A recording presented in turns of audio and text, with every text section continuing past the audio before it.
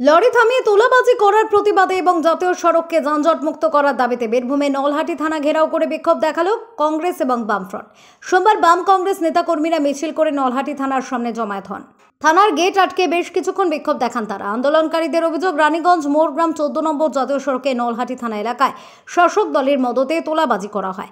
সেজন্য ঘন্টার পর ঘন্টা জাতীয় সড়ক যানজটে অবরুদ্ধ হয়ে থাকছে। ফলে যাতায়াতের সমস্যায় পড়তে হচ্ছে এলাকার পথচারী থেকে শুরু করে যানবাহন চালকদের। তারই প্রতিবাদে এদিন নলহাটি থানা ঘেরাও করে বিক্ষোভ দেখালেন তারা।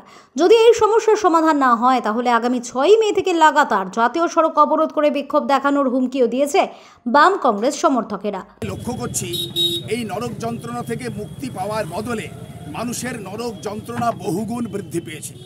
তার একটাই কারণ তৃণমূলের তোলাবাজি, যা সারা পশ্চিম বাংলায় যে শিল্প আমদানি করেছে গত 12 বছরে তৃণমূল।